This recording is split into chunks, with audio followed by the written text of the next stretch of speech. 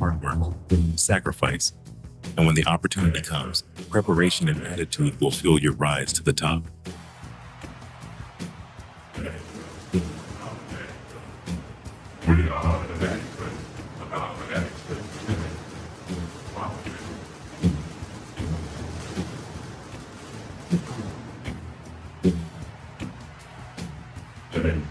On today's program, we are joined by an accomplished writer, college professor, Frankfurt author, Dr. David Shabazz. But guys, we got a good one tonight, y'all. We got a good one tonight. I've been trying to get him for a long time. Been trying to get him for a while. Yeah. Yeah, we got him. He's here. Mr. David Shabazz.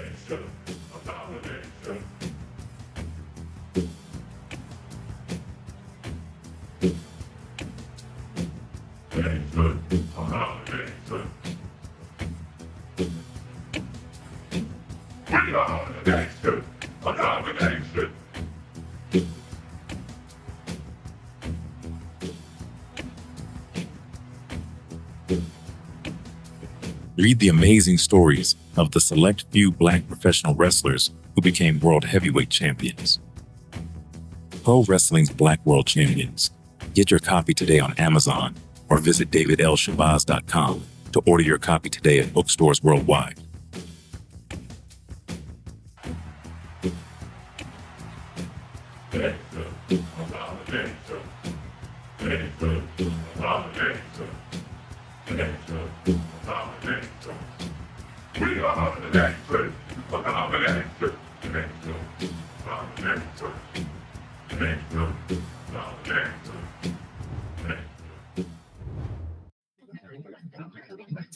Dr.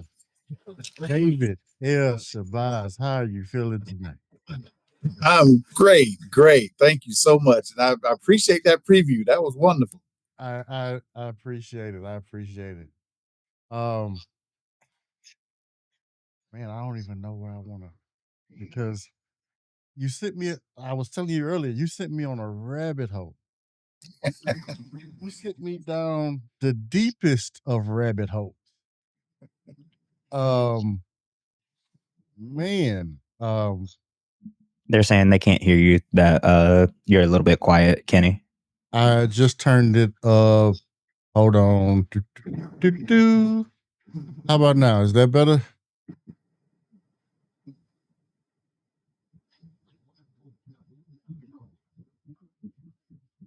I should be louder, but I should not be peaking.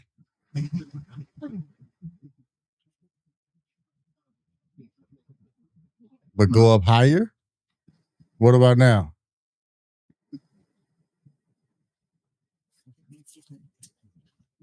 Is that better?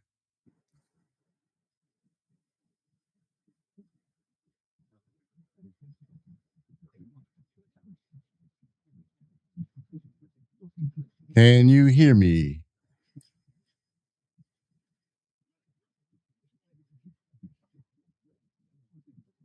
Oh, okay. Okay. Yeah. Okay. All right. Like I said, you sent me down the a monster of rabbit holes. But we're gonna start the way we always do. This one I will tell you guys, this one we don't normally do like question and answer style interviews. This one will be a little bit more question based, just simply because there are some questions that I feel that I would be remiss if I didn't ask. First question, just right off the bat, man. When did David L. Shabazz fall in love with wrestling?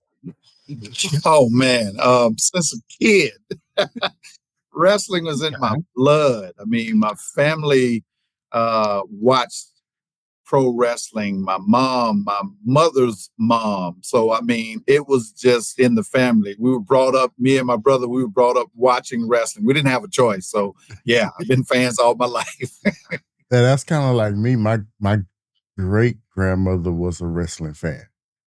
And so, and then my grandmother on my dad's side was a wrestling fan. And my dad, not so much, although he did do security for some of the wrestlers when they came in town. But his brothers, one of his brothers are a wrestling fan to this day. And then there's me. But yeah, when you say it's in your blood, that sentiment, I understand. I understand. My family wasn't a wrestling family. My brother, on the other hand, he was, then wasn't, and now he's back into it with actually working with indie wrestlers. Yeah.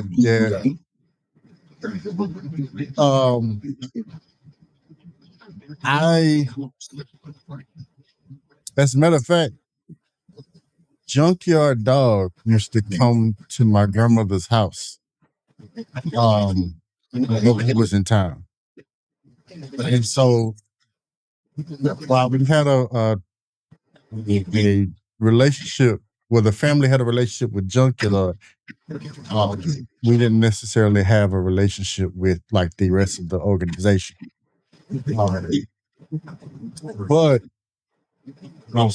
my stepson actually went to Reality of Wrestling in Houston. He ended up taking a really bad bump and getting hurt. Yeah, he went for a good little spell. I actually, you did an interview about 2 years ago with Stevie Ray that you and I talked about, and one of the time I called Reality of Wrestling twice while he was there. Okay. Sorry about that. The first time Stevie Ray picked up, I didn't really realize it was Stevie Ray picking up the phone until I listened to your interview. and just the aura he gives off, that I'm a man. You know what I mean? That's him. that I was like, oh, that's who I was talking to. And then the second time I called, I ended up on the phone with Booker T. But I knew it was Booker T when I was talking to him, because I tell this story all the time. When I went one time when I went to a house show, Booker T took my phone because you're not allowed to.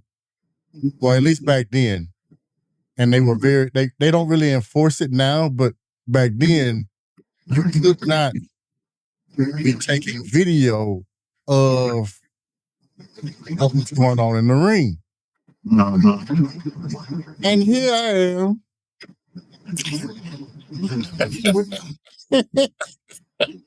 with my phone, just, and they trying to get Booker T in a 3-piece suit to do the spinner room. It won't last time. He's like, nope, nobody's gonna record that. And that man got out of the ring, walked over to my seat, and took my phone.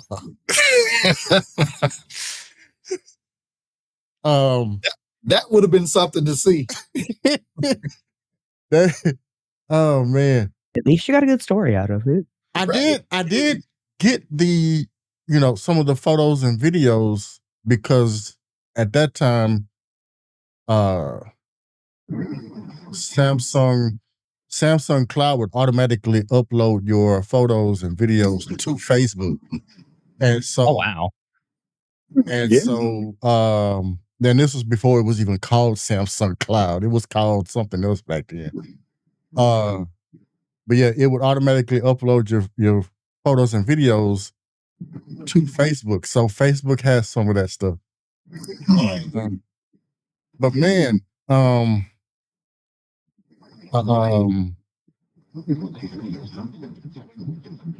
let's jump right into it because I know I only have you for a little while.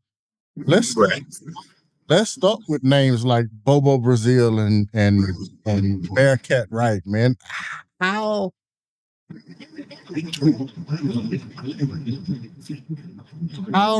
did you know these names prior to working on this project, or was this something that you introduced to as you were doing your research?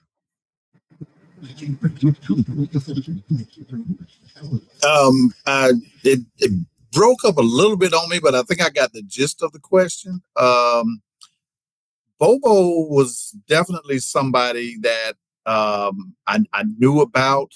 I knew vaguely Bearcat Wright because my brother had been doing a lot of the research on these wrestlers. He was the real historian. He was the if we call it the scholar historian, that was him. Mm-hmm.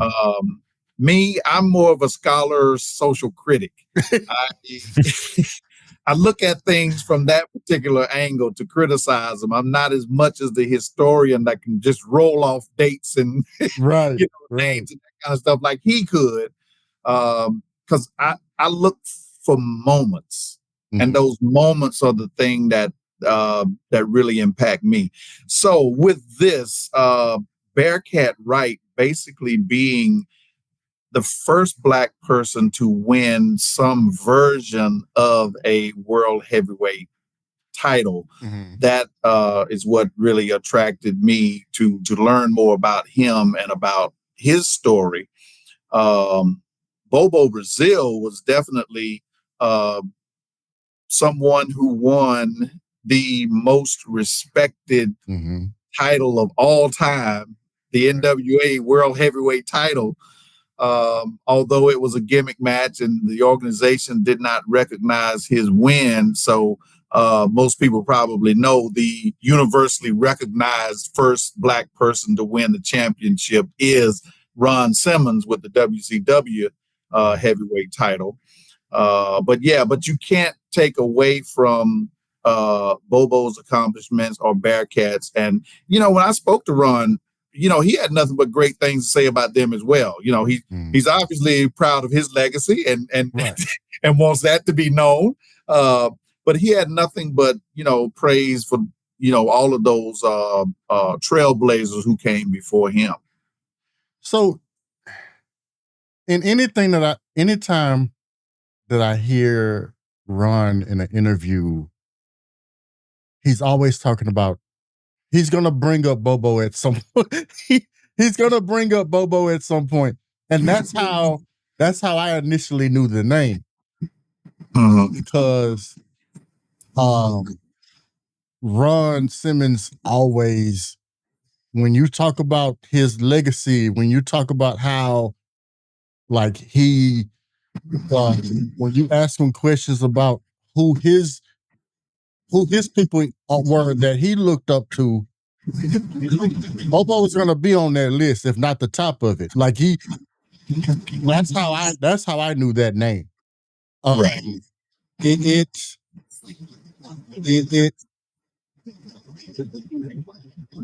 And in that rabbit hole,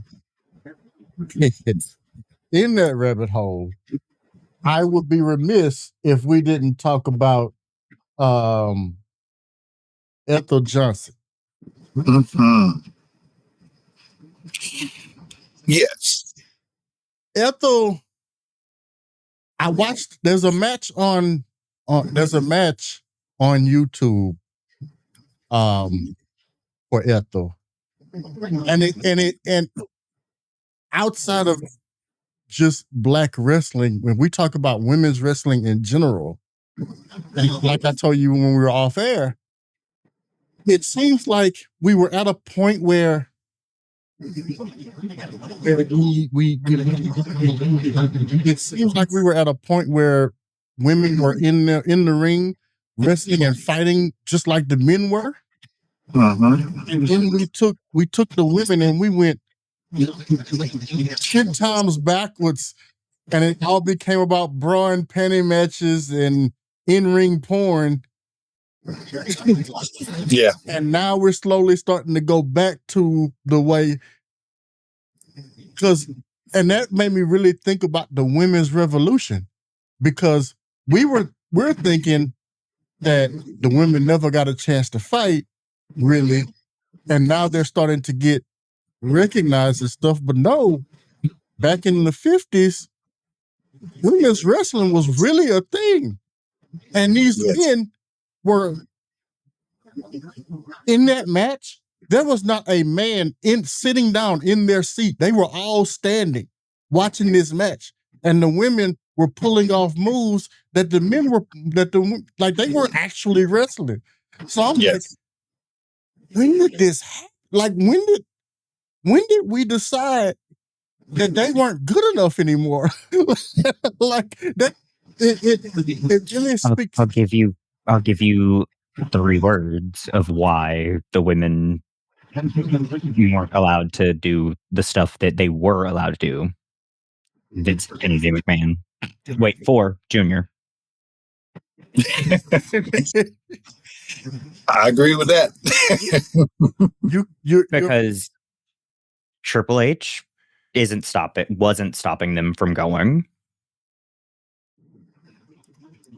Yeah, that's true. With NXT, he didn't stop them. He encouraged it. And now we got women like Bianca Belair, Jade Cargill, Naomi, all 3 doing amazing things. Even somebody like a Jada Parker, who people don't want to give respect to, but in my book, she's earned that.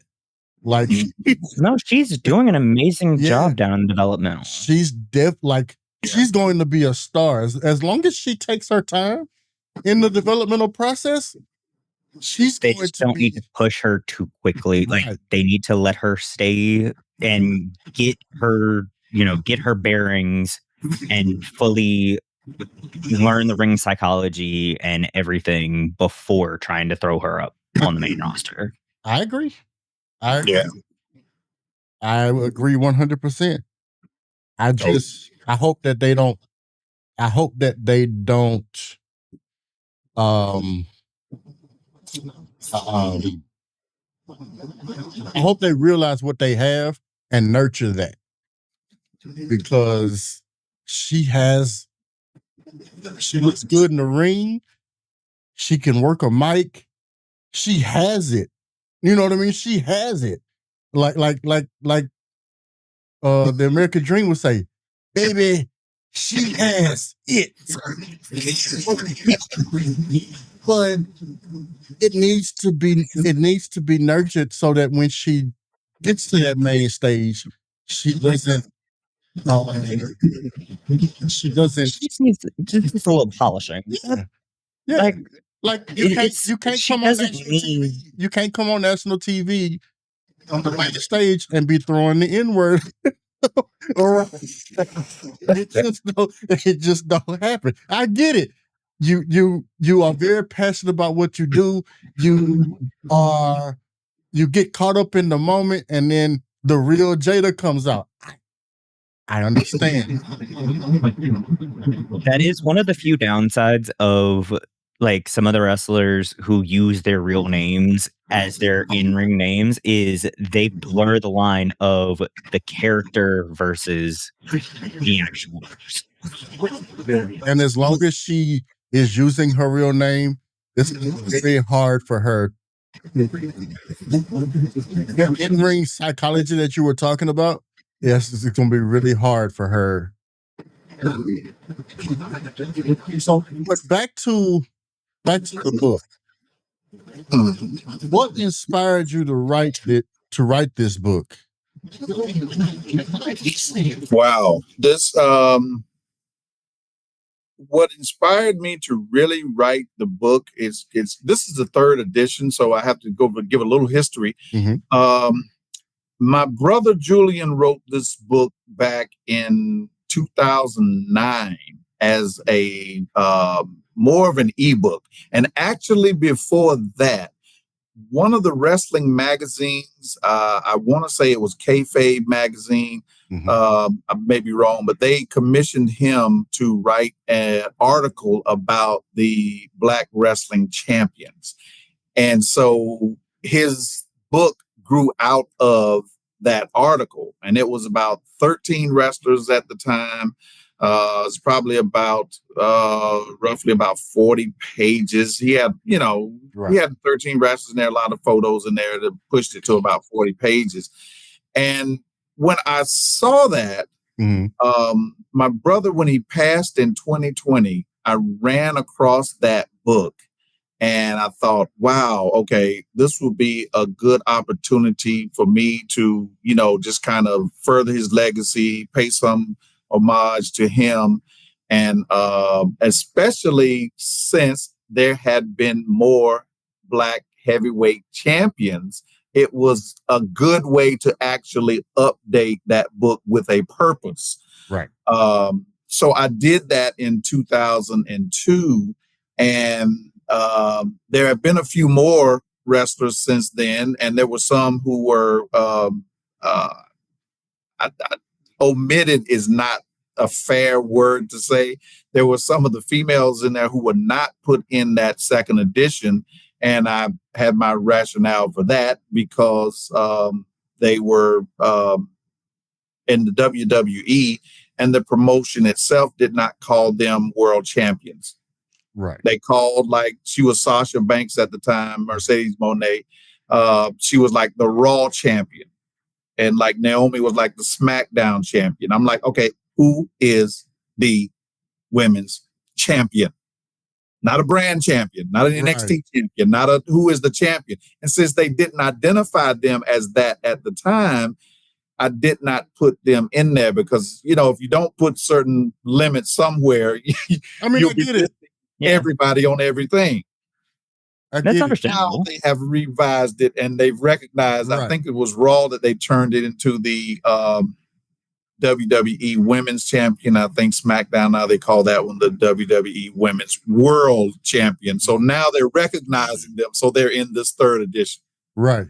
And so that's what made quote unquote Kofi Mania so special. Because that was when they brought back the world title for, that was when they brought back the world title, and then we had a Black man win it. Yes. Kofi Mania. As a matter of fact, you guys can't see it, but that title that you saw behind me before I put the green screen up, that has the Black world title still in the case. Yeah, Kofi Mania was a time you had to beat up. Like, I'm still salty about how it ended. We don't talk about that. I don't like that wrestler. I've let it be very, very vocally known that I don't like him. Well, he's not winning any awards here in my house anyway. So I'm being on my best behavior. There are so many things that I've said about him in the past. Was there a specific moment? Was there an identifying factor? I mean, carrying the torch for your brother. I love that idea. That's actually an amazing amazing thing to do. Oh, absolutely. As a matter of fact, if I was in your position, I probably would have tried to do the same thing. I just may not have the wherewithal to be able to put pen to paper like that. But I definitely commend you on that sentiment. That is amazing that you were able to do that. It was easier for me as a writer myself. Mm-hmm. and I was there with him from day one. One thing that people don't know, I'm actually saying this here for the first time. The very first copies of his Black Stars of Professional Wrestling in 1999, I actually printed those copies. Those copies were done at Kinko's, comb binding, before it became big enough and started selling, and we got it perfect bound. So yeah, his name was there, but I've been with him from day one. For you new cats that may not know what a Kinko's is, back in the day, before they were absorbed by FedEx, they used to be, you used to couldn't go to a FedEx place to get stuff copied and bounded. You had to go to an actual office place, and the most popular one was Kinko's. And you could get, let's say, and a lot of you college kids know this painstake. Let's say you're writing a dissertation. You know Kinko's very well if you was writing a dissertation. Right. Oh, my boss still calls FedEx Kinko's. I'm like, oh, my mom too. Like when she tells me to send, she's like telling me she'll tell me to send something to Kinko's. I'm like, okay. I was like, she was like, yeah, it's the FedEx downtown. I'm like, okay. Yeah. Like I understand it was like, you can't get out of the habit of calling it like calling it what it was when you first started your business and you were using them for all your printing stuff. I understand. You could come out of there. You could go in with the file, come out of there with a book and about 1,000 business cards to match. Like when I say they took the idea of a printing press and made it into a global phenomenon, where now you have, well, for a while you had Kinko's that was kind of, if I'm not mistaken, they did it first.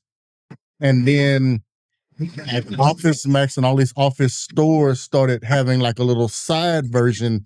But Kinko's, man, you could send Kinko's an email, and by the time you got to the place, they already had it bounded and printed off and anything. Kinko's was amazing. Right. Kinko's was amazing. But back to the question I was trying to ask. As you can tell, we kind of got ADHD. That's my bad. We got squirrel brain around here sometimes. Listen, I'm very much so. Oh, a piece of candy. Like it's gonna happen. Was there a moment that made you say, "Listen, this story needs to be told"?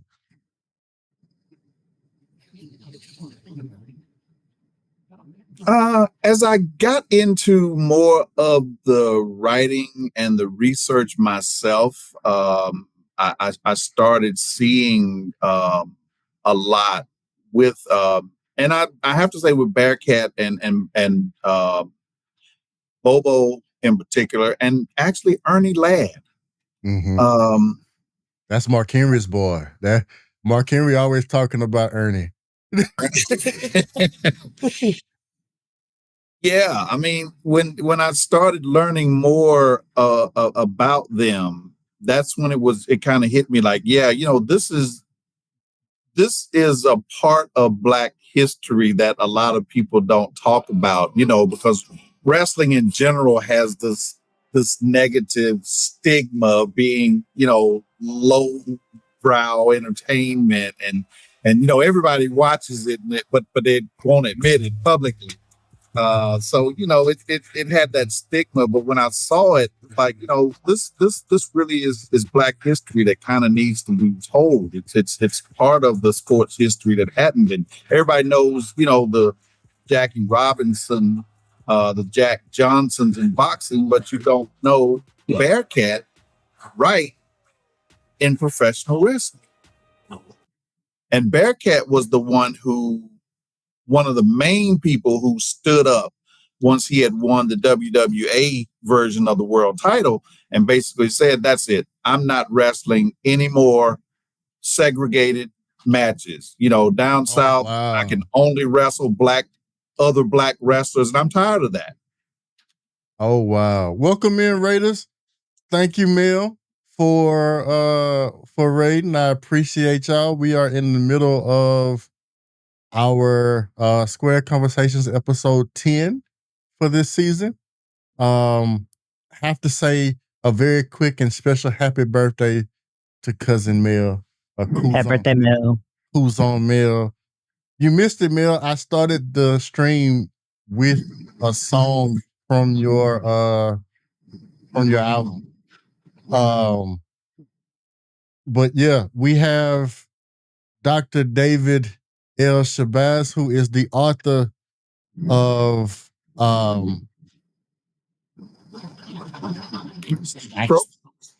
Pro Wrestling's Black World Champions. I was gonna mess that up because my brain wants to say Black Champions in Wrestling for some reason, and then Black Gold just stays there. But do we have a link for the book? I forgot to. Thank you, Yates, because I meant to Post it and pin it. Yeah, post it and pin it. Because from the video that you did as the opening video, the hardback cover of it looks like it would be an amazing coffee table book. I'm pretty sure it is. And from what I've read, I'm definitely gonna be convincing Tony that we need to buy it. Peek behind the tape, peek behind the curtain. He sent me a press copy of the book. What I read, it is a great. Like, if you're a wrestling fan, you need this. You need this as a coffee read. You will not be disappointed. Oh wait, that's way too long. Hold on.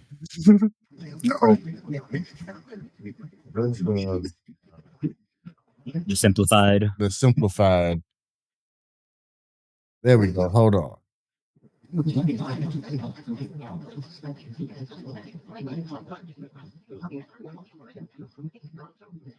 And the funny thing is, when I was putting that video together, Sims told me to do this, and I still forgot to do it.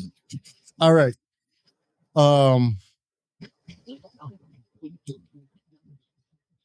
We always listen to Sims. Listen, if you don't have a Sims, get you one. Especially if you're a streamer, because Jesus Christ.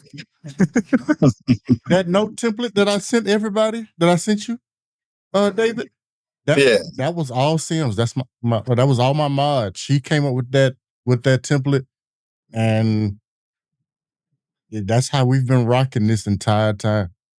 Okay. How did your background affect how you decided to attack this? Or this series in general? I would say it's definitely in harmony with who I am as a person, even as a scholar researcher. Black communication is really one of those areas that I publish on, and in my day job as as a professor and a scholar, that's really the kind of subjects that I tackle. So this was just right in line with that. And as you know, as some of the readers can even tell, that's why I even had like the my rhetorical analysis in there of you know, the WrestleMania with Booker T versus Triple H in there, because that's the kind of stuff that I appreciated that because you were saying some of the things that I was that in watching it I was thinking, and like y'all need to read this book. And then after you, while you're reading the book, take a break from the book and then go watch the highlights of that Booker T and Triple H. And yes, to be honest, I don't think I've ever actually seen that match. it's more than just a match. It was a whole build. It was them. yeah, It was them. And I don't even know how they got all of this past Vince, basically because of how we all know Vince is. But they were bringing to light and a real issue that happens in professional wrestling. Imagine.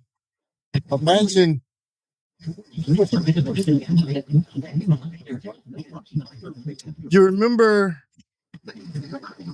Do you remember when Kofi Mania was happening, and they were saying, Kofi was saying that we all know why you won't give me a shot at the title. We all know why, and it was kind of implied. This is where they got that from. They got that from the Triple H and Booker T when Triple H told Booker T that people like you don't deserve. Now you see how you feel right now? You see how you see that response that you just had? I want you to know. So when we taking a ride to Connecticut? I want you to know that this was a brainchild of Triple H and Booker T. Booker T had to sign off on those words. They were bringing, like I said, they were bringing awareness to an issue that literally still plagues the WWE a little bit today. Like it does. Like, and we talk about it. You know it's a thing. Yeah. That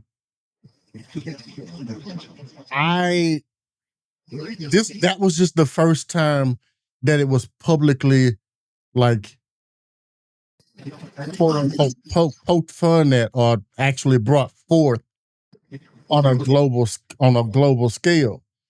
You know what I mean? And for them to sit there and it wasn't just a one-off line. no, The whole feud was that. That's why Crazy. Today I was like, I mean, you know, when you go back and watch it, you're gonna ask yourself, he's being such a micromanager. How did they get this past here? like because Did they distract him while they planned all of that out and just slipped the scripts in without him realizing? I'm not sure, but back then, I mean, it could have been because back then, Triple H. If it wasn't Triple H and Booker T, they wouldn't have gotten away with it.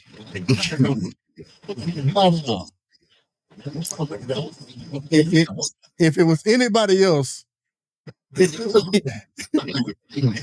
have shut that down quick. yeah. I mean, because it's a promo that you know really have to watch. I mean, because Triple H he doubled down on the criticism as well. Like I know Booker T does his spinneroonie in the ring, which is gets everybody. But Triple H was like, "You here to entertain? Dance for me, Book." Mm-hmm. Come on. I mean, he got really low down with it. Mm-hmm. But it almost needed to happen because people wouldn't have paid attention to it if they just grazed it.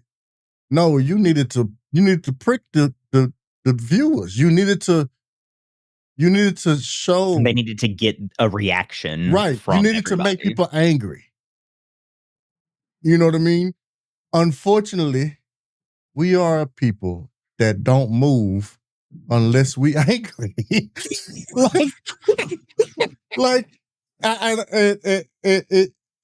is what it, like, you know, it is what it is. As long we don't,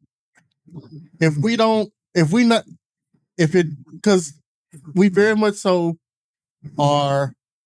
Oh, what does that got to do with me? Mm-hmm. A lot. Yeah. Everything. A lot.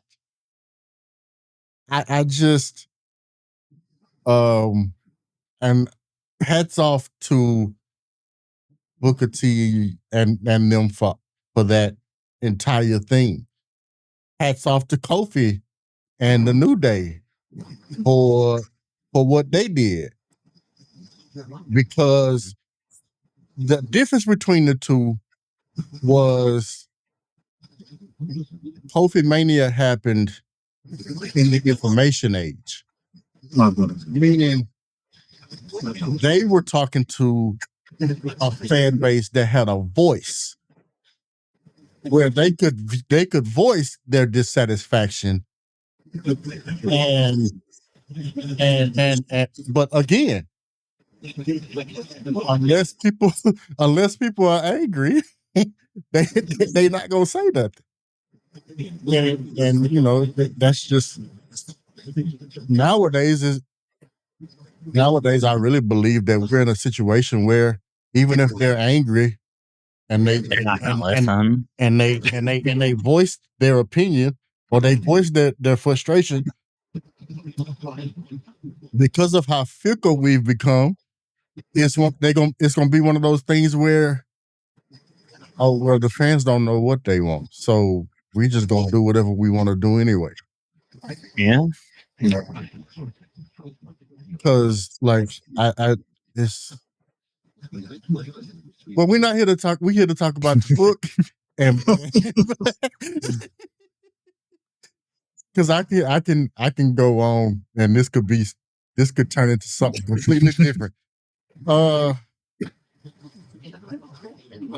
is certainly relevant, though. I mean, I have to say, because Kofi is one of the champions who's in there, and unlike Kofi's, and I'll say this, and I'll leave the Triple H Booker T alone.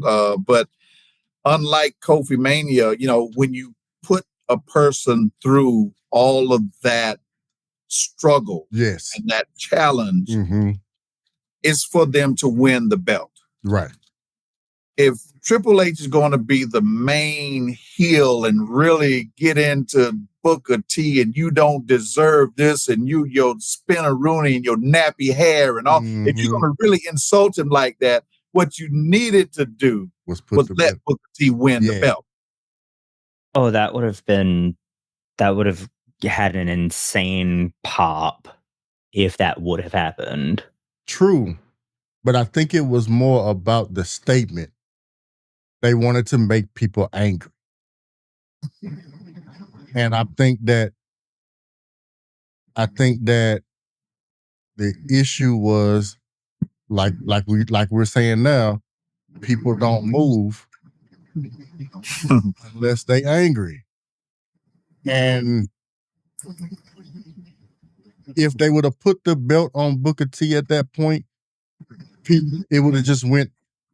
We wouldn't be talking about it right now. It would be. Yeah. It would be. Oh, but it won. It worked out in the end. Yeah, you know. Right. We had the fairy tale ending. You know what I mean? And no harm, no foul, because he got the belt. Nope, still harm, still foul. You know, that's what I'm saying. Like it wouldn't Very foul. No, I agree. I'm saying had they put the belt on Booker T, That's how they would have played it off. yeah. It needed to happen that way so that we can have these conversations. So that we can say there's a problem here and it needs to be addressed. You know, There's still a problem there. True. Absolutely. Right. Absolutely. It's wild that we seem to be going backwards. Like not just in wrestling, but in the world in general.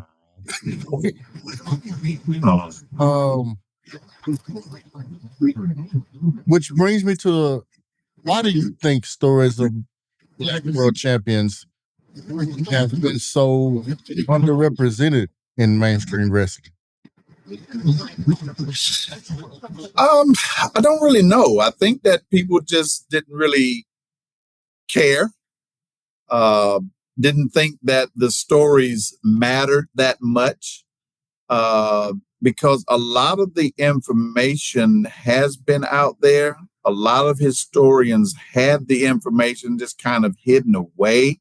It's been, a struggle trying to find some of this information. And there are, some historians out there who actually have it, but just sat on it. Like It's not important. Nobody really cares. And so I kind of think that's what it was until, toot my brother's horn, until he put out the book in 1999, and then people started paying attention to the Black wrestlers, and one thing that was so ironic about the time when he had put the book out, he was booked for a interview on BET Tonight with Tavis Smiley. And Booker T was on the show.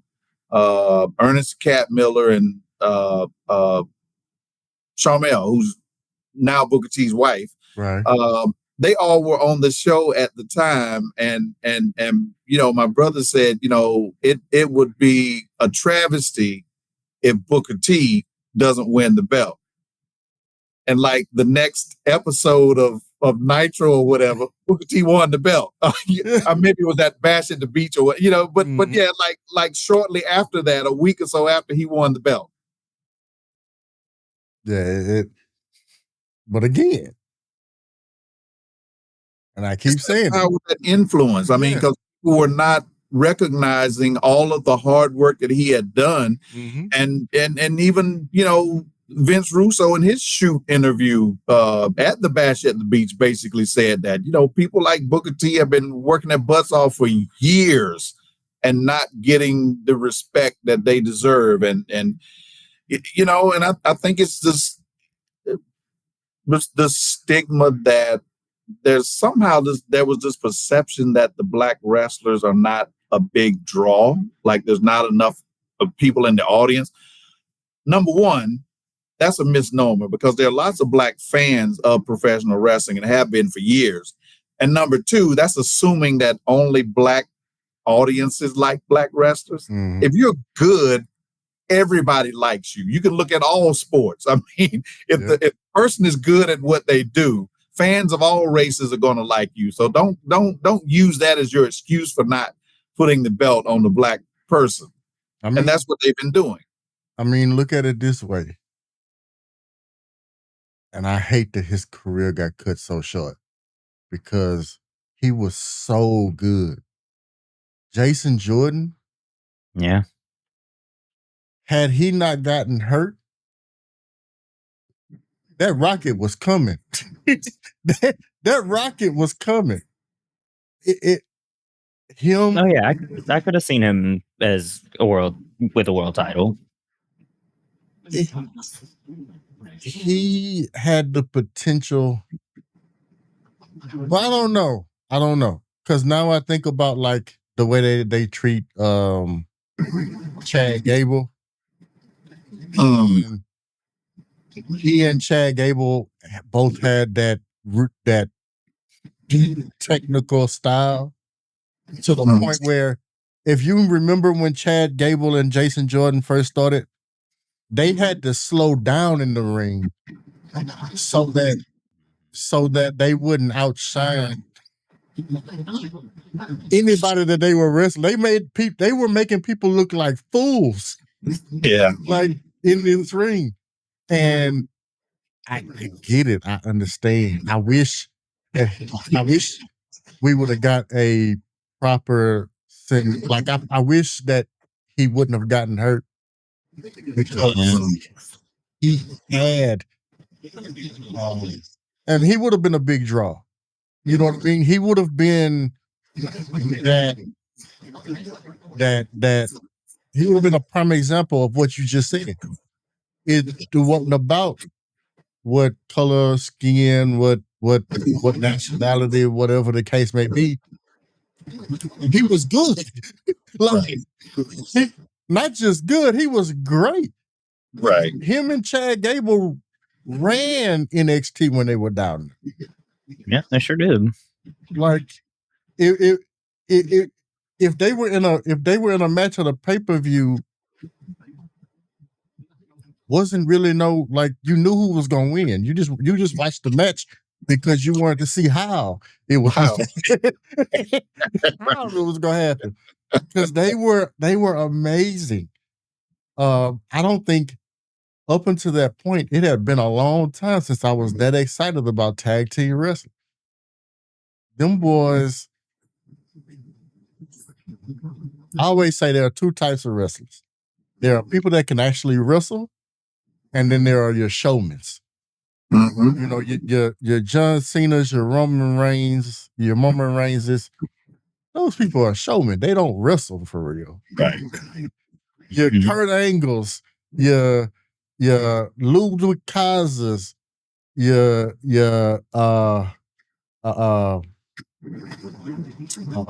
Xavier Woods, to some extent, well, Jimmy more than Jay. You know, Jay more than Jimmy.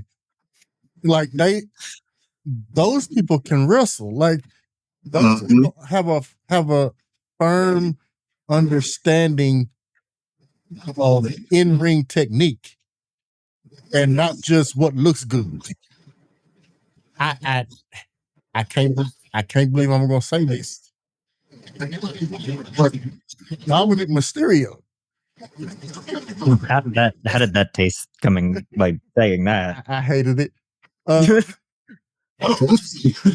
But even Dom, like, if he wasn't trying to play this character, I believe he could really go. Like, he could really, like, he's more than just a showman. He's allowed to be that. And you can see it, not so much in his offense, but in his defense. And how he sells things to make other wrestlers look good. I feel like if they gave him a face run, they'd let him finally show it. It's too late for that. Like, that ship has sailed. Yeah. Wrestling's in his blood too, though. You know. Oh yeah. I don't care what anybody says. He's a Guerrero. You beat me to that one. He may have the name Mysterio, his last name, but he's a Guerrero. Look at him and see that. I mean, come on now. You can't. Well, right. Even when he was younger, he kind of favored Eddie more than Ray. And anytime you saw him, he was always under Eddie. He was not really, like, I'm pretty sure behind the scenes him and Ray have a great relationship, and they, but when he was younger, when you saw him, it was him and Eddie all the time. Mm-hmm. like even in like, but it was because him and Eddie and Ray were so close. But even in like just like cameo shots, Dom and Eddie, like you know, and it I think it wasn't so much the on camera stuff. I think those rumors got started because of behind the scenes stuff. even behind the scenes. Yeah. It was always Dom and Eddie, and so I will always forever poke fun at the fact that it's like y'all let a wrestling match determine the paternity of this kid. That's Right. that's I'm surprised that they haven't pulled the like him changing his name just for the like I'm not your kid. I think that they would have had other wrestlers not had a problem with it. Mm. Because when they were first kind of starting to lean that way, you had Conan come up and he was talking about how Ray was milking Eddie's name for a cheap pop. Chavo was saying it like it. Uh-oh, did we lose him? Okay, there we go. Yeah, your video cut out for a second. And so I think that in the world of luchador Mexican style wrestling, it would have caused more of an issue culturally, and I don't think that they wanted to upset that. Now, I see that. Now if Dom comes out and does it, it'd be because it's Dom, and that's one of the, you know what I mean. That's one of the people that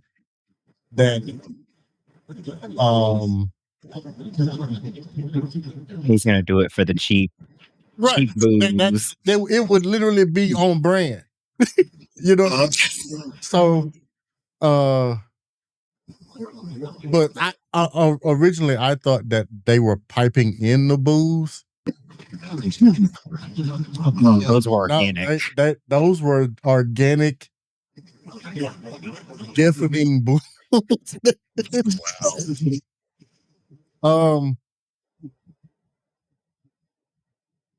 In your research for this book, which champion story moved you the most?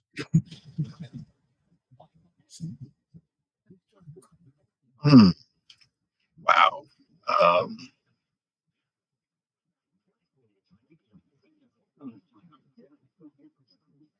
That's a tough one. That is a really tough one. I would have to say that somebody that really surprised me was, or something surprising to know was with Ernie Ladd.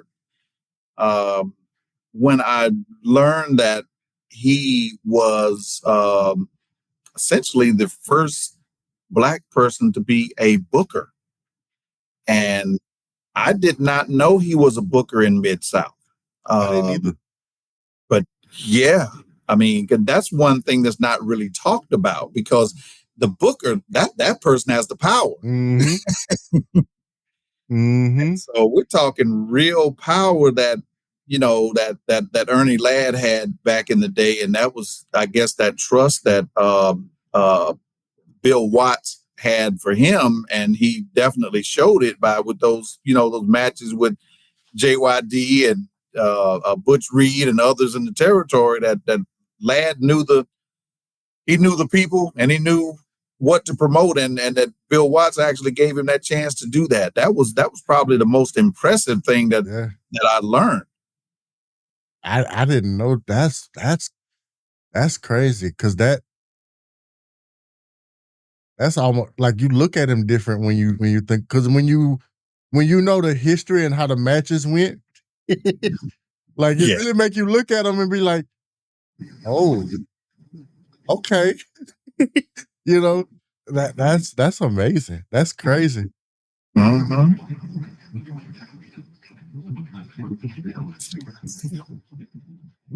When talking about the words world champion, what does that mean to you? How would you define it? What is the definition for you? That world champion has to be somebody who travels and who defends that title, across the world. Mm-hmm. And that is the thing that separates Ron Simmons, because he held a belt that was, a world title. He was actually defending the belt across the globe. Mm-hmm. Whereas Bearcat Wright won a belt that was called a world title. They did have a couple of matches in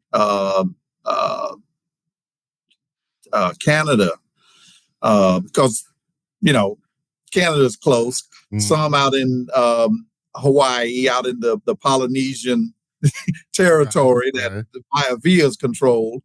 But it wasn't truly a world belt where they're actually traveling. I mean, you've got to defend it on Europe, and you've got to go in Asia. You got to, and now you basically have to perform in Saudi Arabia these days. Right. The Saudis have their own. You got to go to Glasgow. Now you got to go to Lyon, France, and all these.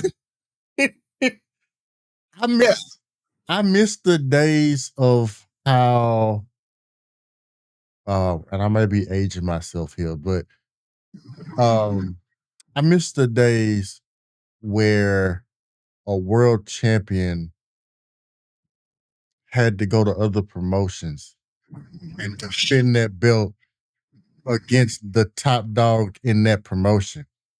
That was loud. Yeah.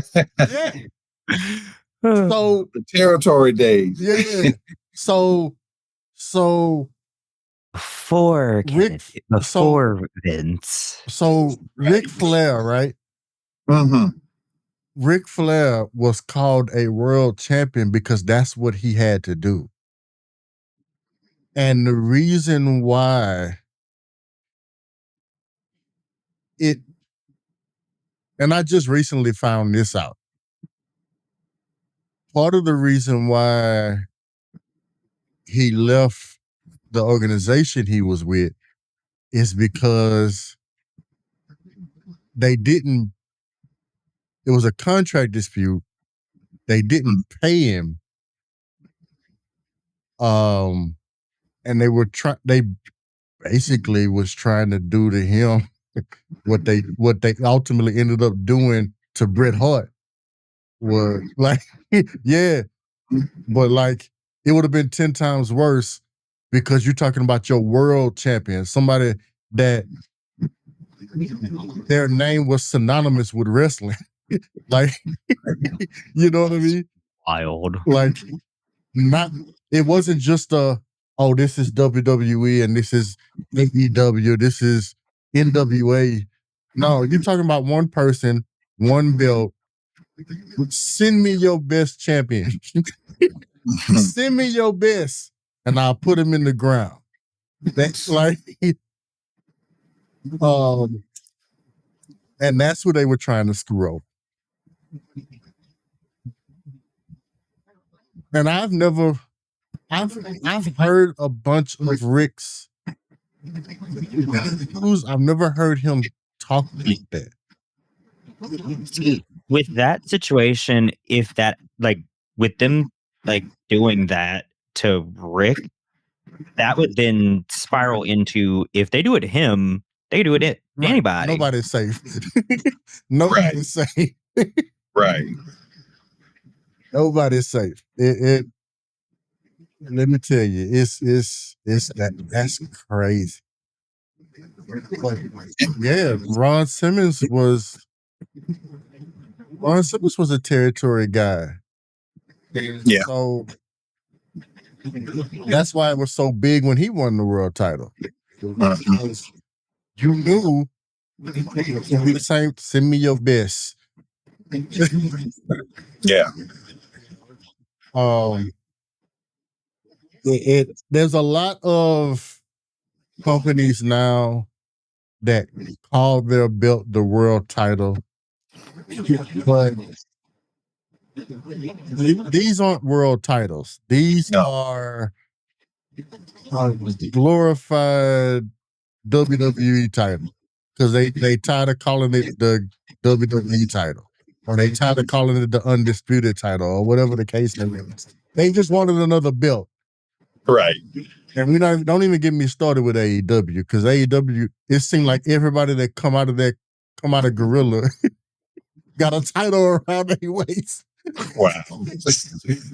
Let's say, don't they have like every title from like they have different titles from a whole bunch of different independent promotions? Ring of Honor, Like the I Ring heard of Honor that title is still there around. are some independent promotions that are literally creating titles so that Mercedes Moné can go be their champion. Wow. So that they can add to her belt collector gimmick. Right. Which, like, good for her, but at the same time, but even there is such thing as too many like there is a limit. Even just within AEW though, you got the Ring of Honor title, you got the tag team titles, you got the trios titles, you got the TBS title, which does not make sense, because I don't even think they're on TBS anymore. Wow.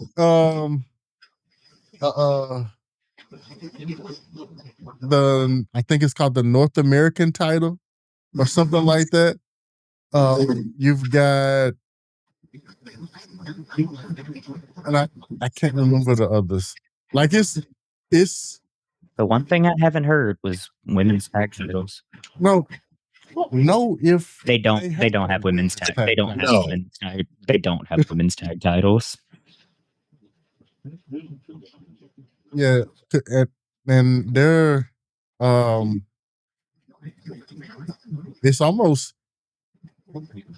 crazy that they would even have they have so many titles and their roster is so huge that this last pay-per-view, although it was a pretty good pay-per-view, this last pay-per-view, I think there was only like one or two one-on-one matches. Everything else was like 3-way, 4-way.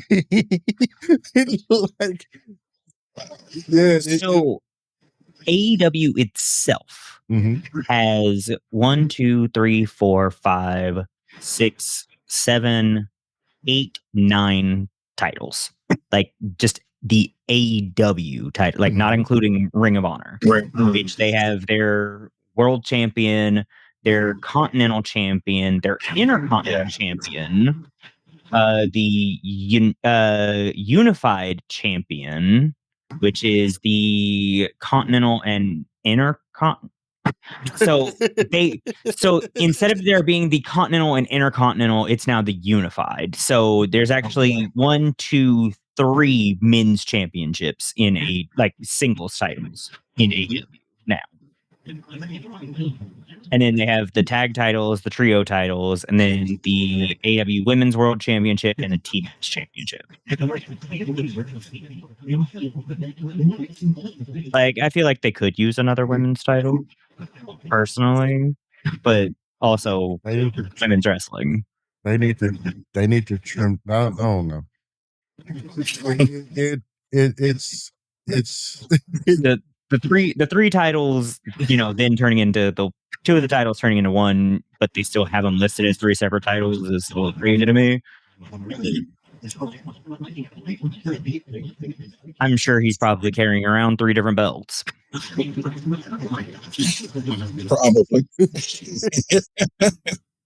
Is there a pattern that you notice in how black champions were presented, erased, or presented or erased across different eras? Like, is there a pattern that you kind of recognize? Is there like oh, here we go again? Something that kind of rings that bell for you. Kind of the way that they tend to lose the title. Like Kofi. Kofi was totally humiliated. Yeah, with that. Yeah, that was so disrespectful. Big E wasn't much better. I mean, no, the way he lost it, and it just seems like, and well, I guess even in AEW now as well with Swerve Strickland, it seems like once a black person becomes the heavyweight champion, it's almost as if they drop down to mid-card status. I don't really see them still like as a serious contender for the belt again. I may be wrong there, but I think they kind of tease it. I don't think Swerve's going to get it again. He may, but that's probably the pattern that I'm seeing. I'm not seeing many of the black champions repeat over and over again, whereas you could see somebody like a Brock could come back and win the belt again.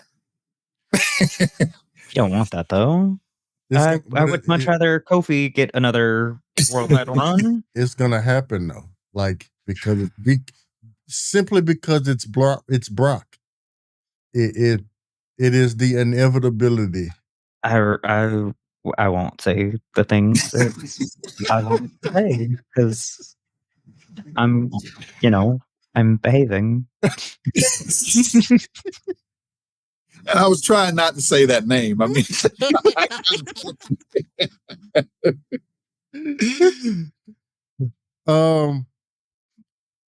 but yeah, he most likely will win another title before he inevitably retires.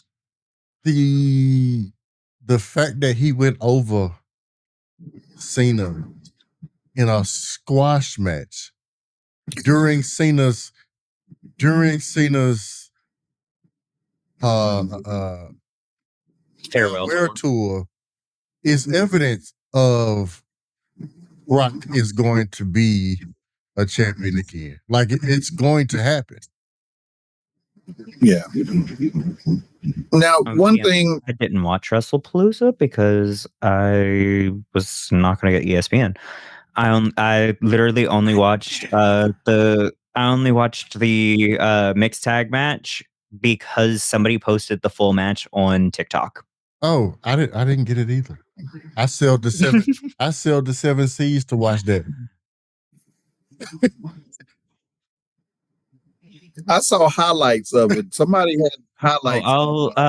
Next time we got a VPN, so next time I'm gonna try to see if I can watch it on Netflix. If the VPN works. I mean, Stephanie's promoting VPNs on her show, so that was the most she's encouraging. She's encouraging it. That was the craziest thing. Outside of during the ESPN broadcast, they did a screen during the Stephanie Cool match where it literally still said Netflix. That's wild.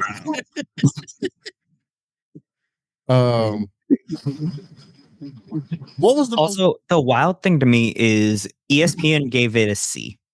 Like they rushed putting it on ESPN instead of letting it be like the last Peacock pay-per-view, and they gave it a C.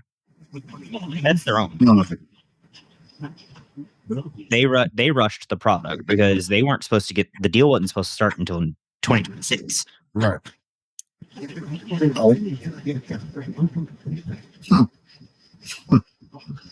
It's interesting. But they were probably trying to make up. No. I don't know.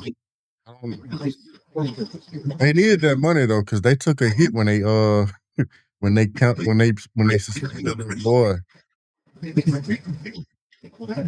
I'm pretty sure that $3.8 billion in 3 days hurt a little bit.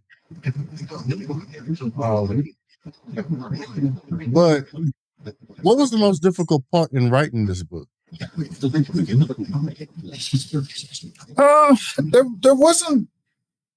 It wasn't anything that was difficult per se, outside of the normal.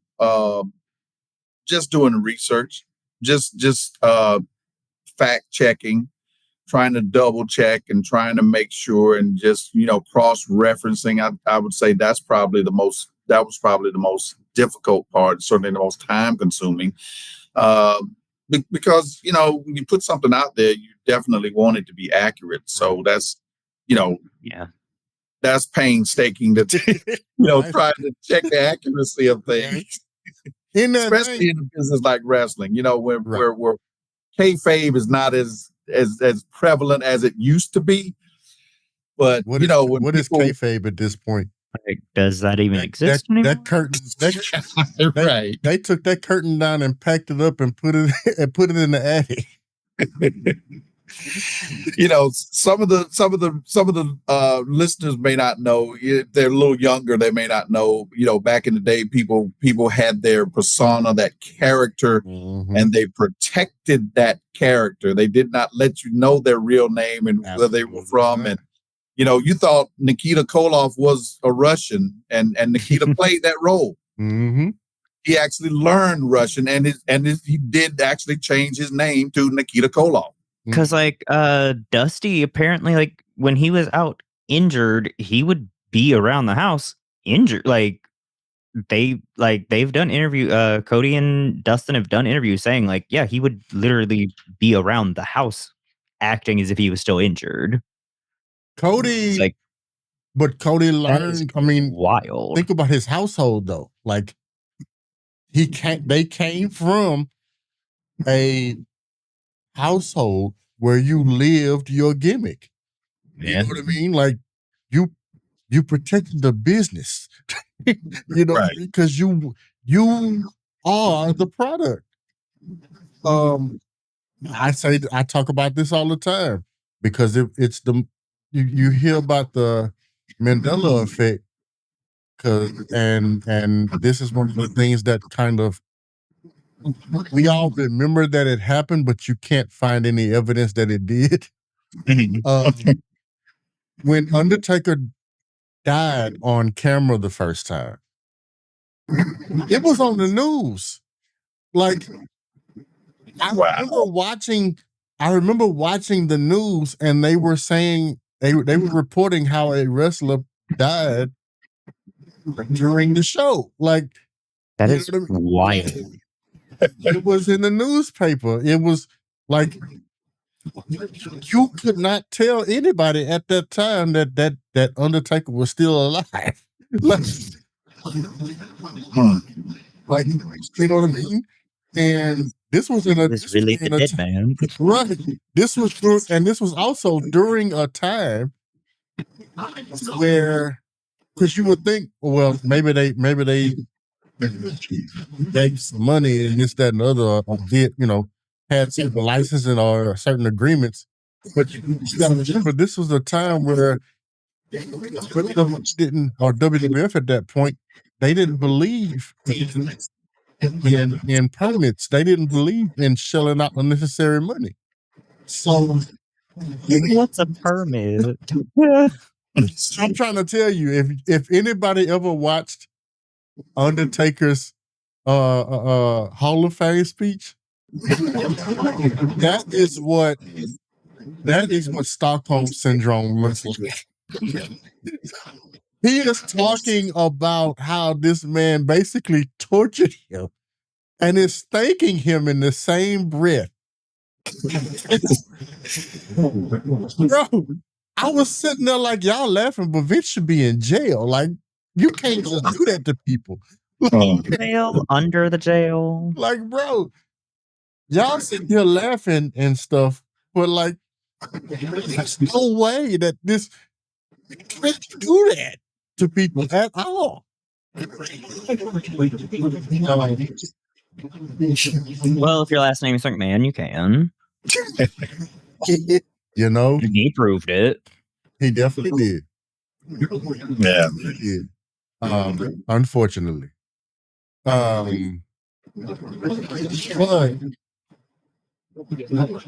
in that vein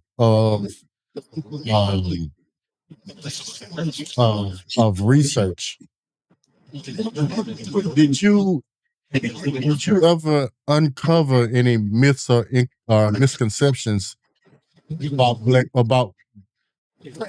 wrestlers that you were compelled to correct?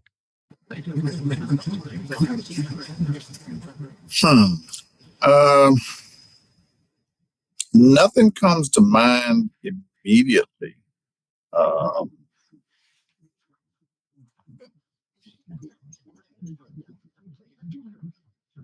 No, I don't think there were any misconceptions out there that I found. And we kind of alluded to this one earlier, but just to get your thoughts on it, do you see any progress in how black wrestlers are represented today? Yes, I think the representation is much better now than it has been. It got a little raunchy during the Attitude Era in WWE, but with the exception of that period, I think the overall images are a lot better. Now there's still, I still don't like the name Street Profits. It still kind of carries a negative stigma. And some people don't like, I won't say the name, but don't really care for the New Day. Thinks that the New Day is a little too cartoonish. And there's some truth to that. But I do think it's getting a lot better. It's not at a point where everybody is shucking and jiving like they used to have to do back in the day. Everybody had to play this black stereotype. I think that for the most part has diminished from the business, which is good. So I do like that progress. Yeah, I agree. I'm almost afraid to say it, but my grandmother would call them the dancing monkeys. That's but it was because anytime you would see a black person in the ring, they was dancing. Like it like even Junkyard Dog, like you got this man who is supposed to be super intimidating with the chains and everything. And the first thing he does when he gets in the ring is he start doing a little jig. And it's like, another one bites the dust. Right. Right. Imagine just to give you a comparison. Imagine Brock Lesnar in his Beast era. And he's supposed to be just this, I don't talk, I don't say anything. I come in, I kick ass, and I go home. and then he get in the ring and then start two-stepping. Like like I wouldn't take him serious. right. Right. But that's what was happening. That's like that's what was happening. And that was a dark time. Right. How are you going to come out dancing when you're supposed to be meaner than a junkyard dog? Right. You're supposed to be mean. Right. Yeah, and it made my skin crawl when I watched Impact one time, probably about a year or so ago, and I saw Moose on the screen, and as dominant over there as Moose has been, he went through a period in his character called the Dancing Moose, and he would just, it was like, yeah, he would go into like this trance and just start dancing, and it just out of nowhere. No. Yeah, they did that to him. They definitely did that to him. That's crazy. They definitely did that to him. It made my skin crawl. I was like, there is no way that this man who's basically put TNA on his back, there's no way he should be out there doing that. That is so far removed from his character that this shouldn't be a thing. I agree. What does Black excellence look like beyond just in wrestling, beyond just visibility? Well, I think that's a part of it. I think when they look at making the champion itself, I think that's all about the overall excellence of the person. The way they carry themselves, as well as their ability to perform. I think if you're going to be excellent, you have to carry yourself in a certain manner that presents and projects excellence when you walk into a room. That should be your aura. And I do get the characters and people, sometimes getting into that character like Butch Reed would do, which is one thing that stopped Butch Reed from getting the title, because Butch was a heel and he was going to be a heel all day long. I'm not signing autographs. I'm not smiling at people. That was him. Them people. Right. I mean, when the camera's off and everything, Butch still would not do it. Butch Reed is a character that should have been around in today's age, where you could get away with that.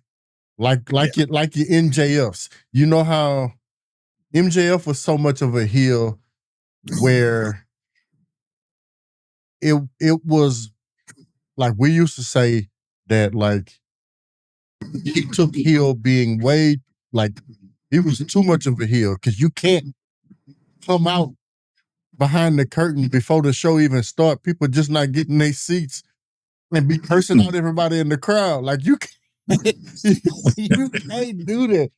But also, why not? I mean, but it works. It works for him. Why can't he? I mean, buddy, imagine coming down, sitting in your seat,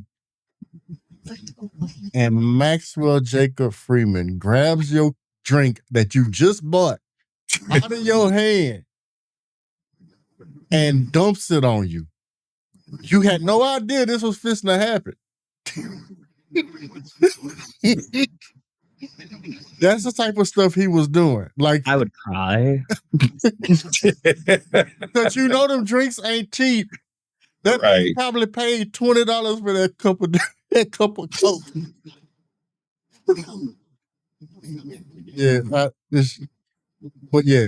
I believe that it would have worked now. It did not work. It was great to see, it was a spectacle because we all love a good heel, but it for that time period,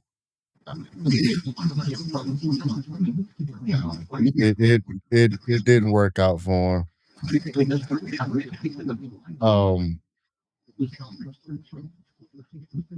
If you could sit down with, say, a Bianca Belair, or what I am slowly gathering might be your favorite wrestler right now, it's Swerve Strickland. If you could sit down with someone like that, what would you ask? Oh, wow.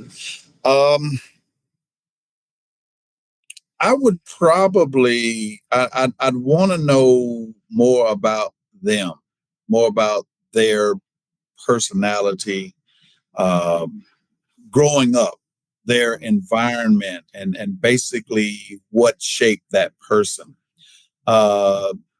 Bianca definitely is interesting. I mean, she seems like, very athletic person and very driven. And I read somewhere that she had even participated in like the CrossFit, CrossFit, and like got injured from doing that because of overtraining, basically pushing herself too hard. Mm-hmm. Those are the kinds of things that I would ask. I like to get inside of the person's mind. I want to know, what drives you, what motivates you, and those are the kinds of things that I would like to know. She did a powerlifting like a professional powerlifting competition. At the same time, she was on TV every week. Oh, That's crazy. And the crazy thing is, when Charlotte Flair tried to do a powerlifting competition, she had to take off from WWE to do it. You have other people like your Bianca Belairs who just taking it stride. It's like, well, I power lift every day anyway, so I'm basically training anyway. So She was lift notice. Right. Right. That was amazing. Watching her lift Otis and walk him around the ring, bro, that was crazy. That was nuts. Yeah. It gives you a sense of just how strong she is. Mm-hmm. And again, so those are the things that's why I would really, would like to talk to somebody like her, because then it's like even she recognized it, came back. Very beautiful woman. I mean, and she even recognized that, like, I guess, like, she's showing all of her strength. And I know that she recently went to like a fashion thing and participated in like a beauty contest and all. Like, oh, okay, she's still showing everybody, yeah, I'm strong and I'm tough, but I'm, I'm still a female too. And I like that. I like to get inside the person's mind and see that kind of thinking that goes on. Okay. I would absolutely want to talk to her about her gear. Like the fact that she makes all of her own gear. And like she designed, like, if I'm not mistaken, she designs most of her gear herself. Like she's done a few fan designs. And then like she's also made all, like, she literally makes all of her gear. She's made a handful of Montez's gear as well. Yeah. And that's incredible that she does that, as well as trains for in rings and all that stuff. Thank you, Josh, for the raid. I appreciate it, buddy. Guys, that's coming in from Josh's screen. We are in episode 10 of season 3 of Square Conversations with the host and author, Dr. David L. Shabazz. y'all.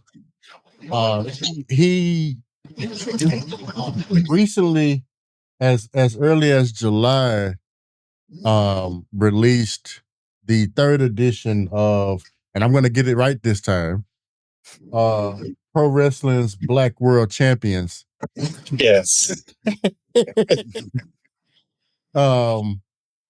And we have just had a great time just talking to him about the book. Also, I'm loving I'm loving the rebrand. I'm loving the way that you seem to have come back with the streets on a more almost consistent basis. Love that for you, Josh. What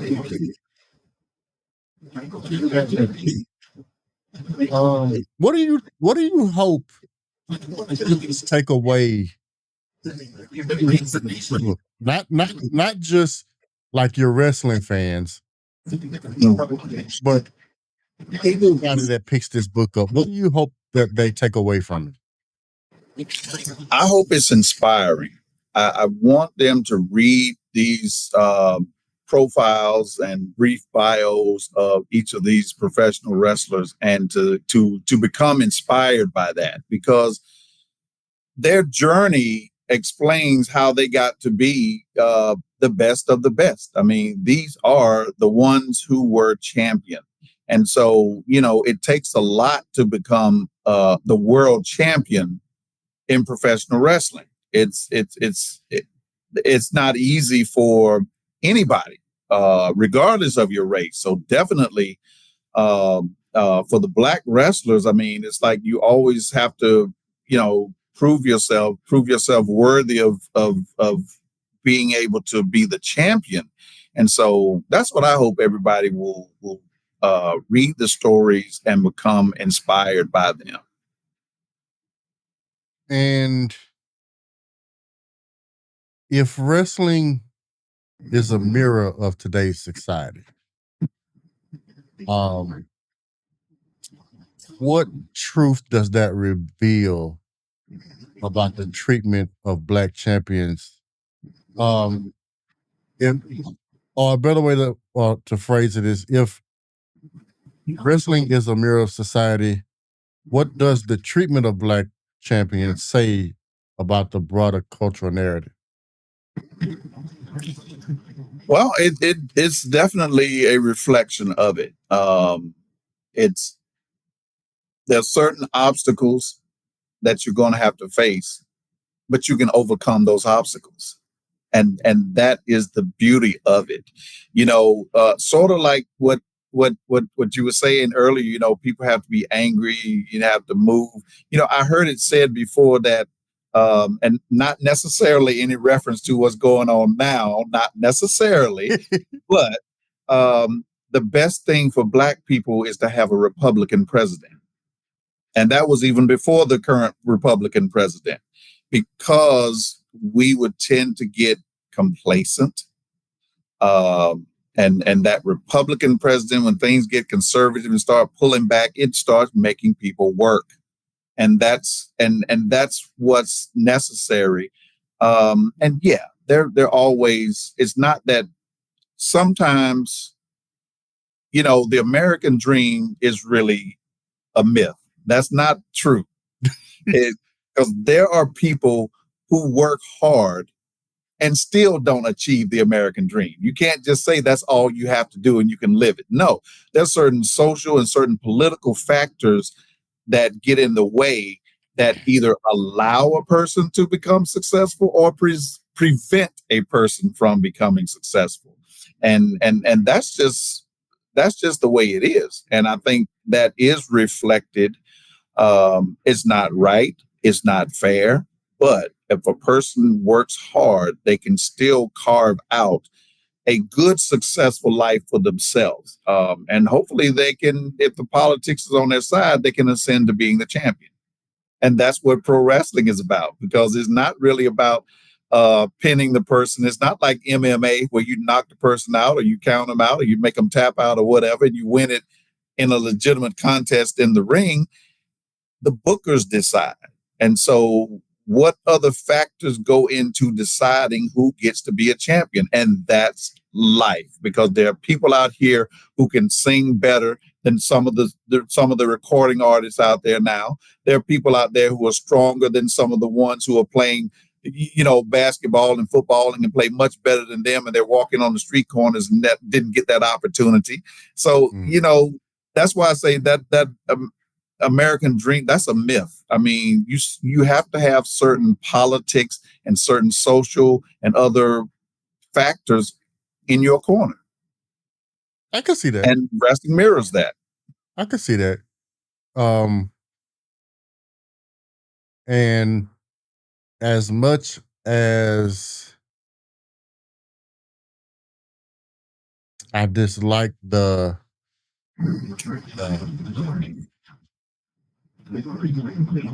much as I dislike the views that a lot of Republicans have,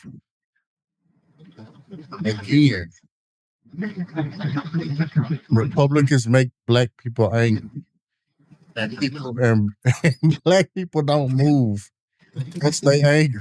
Mm-hmm. And so I get it. It's a necessary, kind of a necessary evil, I guess you would say. So I definitely understand. Because I was asked. I wasn't asked. I was a part of a conversation that someone else was asked. In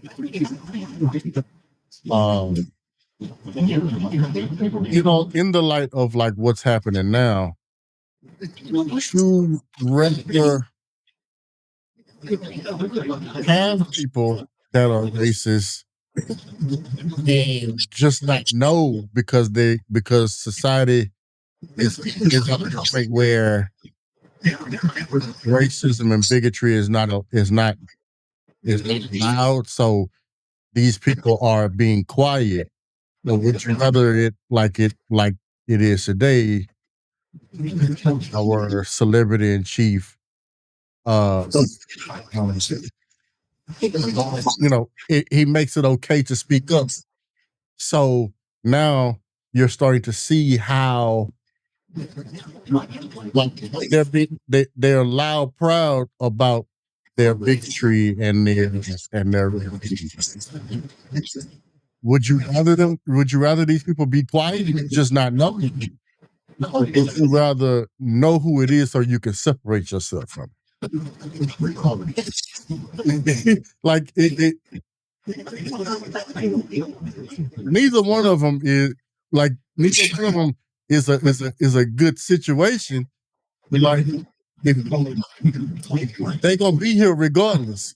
So would you rather know about it?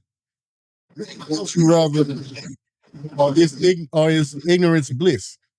I think it's best when you kind of know what you're dealing with, and I think it kind of, you move differently when if you know a person hates your guts or whatever, you can move differently, or you may even just totally avoid them.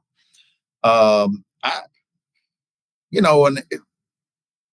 really don't. I don't want to say I don't care about that, but I think one of the biggest, you can hate my guts, but don't discriminate against me. Don't stop me from making a living, and don't stop me from doing what I want to do. If you don't want me living next to you, I mean, I want to live next to you either. That's fine. Right. Mm-hmm. But I'm not preventing you from making a living and feeding your family. And that's the problem. When you can have your little racist views, but if you start discriminating against a person and making it difficult for them to exist and to live, those are the problems that I have. And so, yeah, I think if you kind of know it makes it a little better. But it just kind of depends on what they do. And I guess that comes down to being empowered. When a person has power and influence to hold you down, that's when things become a problem. Mm. So what's next for David? What you got any future projects on the table? Yes. I understand. I understand that is a very loaded question, and you may not be willing or able to talk about some of it right now. So I do understand that side of it, but I don't think that I would be doing you justice if I didn't at least ask, what else should we be looking out for? Yes, there is. I'm working on another project that certainly is wrestling related. I'm working with a couple of wrestlers on a project. I don't know if that's going to be. I can't say right now whether that's going to be a fourth edition of this particular book, because I don't have any immediate plans of doing something like that. Not saying that it won't happen, because when I put out the second edition in 2002, I didn't really see myself doing a third, and it just being on the kind of being on the circuit, on the media circuit, doing podcasts and TV shows and other things. It just kind of, interacting with fans and supporters who really wanted this material. It kind of pushed me to doing a third edition. So I don't really know, but yeah, I do have something coming out, but I can't say what that is. Understandable. I get you. So that just means that we need to tune in to, is it davidlshabazz.com or is it David? Yes, okay. That's correct. davidlshabazz.com. I try to keep updates on there as much as I can, much as I'm able to say. Right. And I will say this one though. I have not that was a longer term major project that I can't really speak about. I am looking at I haven't decided right now. My brother passed in 2020, and he had put out the third edition of Black Stars of Professional Wrestling, which was like the my years are bad. 99, I guess that was 2019, the 20th year, I think it was, of that particular. My math's not mathing. I'm a little tired. No, I get you. Math is hard sometimes. All the time. Right. My niece called me today. Uncle, I got an F in my college algebra class, and I don't know what to do. She almost in tears. So I was like, breathe, we're gonna figure it out, because it ain't like when it was in high school, baby. They got their money already. You done paid them. They gonna tell you what they need from you, and then it's up to you to figure out how you learn the information. And that's so true. We just need to figure out, one, we know what the subject matter is. Now, how do we present it to you in a way that you understand it, so that you can give them what they're looking for? Right. And boy, she called me, and she was, I don't know what to do. I can't call Mimo, because Mimo at work. I can't.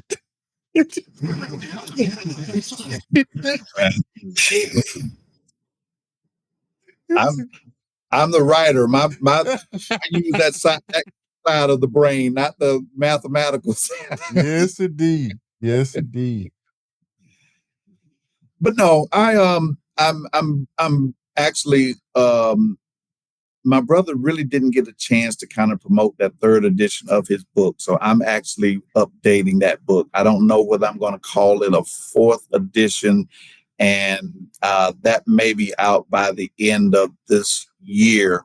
And that kind of grew from, a lot of these conversations where people are talking about other Black wrestlers who are not the world champion. Mm-hmm.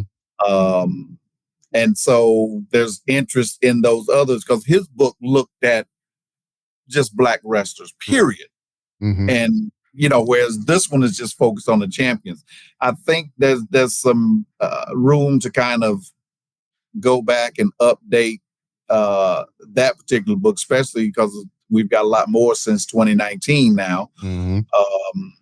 So yeah, I don't think he kind of got his justice with that one. So I don't know whether I'm going to call it a fourth edition or an expanded version of the third. That's kind of, I'm leaning towards that, but that's the most immediate project I've got coming up.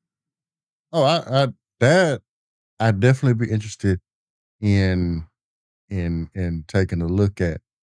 I am going to buy the third edition. I want the hard copy because I have a bookshelf behind me and it needs to be filled with books, not trinkets. So yeah, see, there's the paperback copy for on Amazon. Is there a way to get the hardback? Is there hardback copies? No, it's just a paperback. Oh, okay. But yeah, And I definitely want to like the press copy was nice. It did its job, but I want something that I can feel. So I definitely want to pick this up. It's definitely going to be like I really enjoyed, like I said, my time with it, and I'm.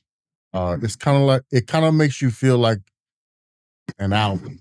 What I mean by that is when I take in a new album, I have to listen to the album 3 or 4 times.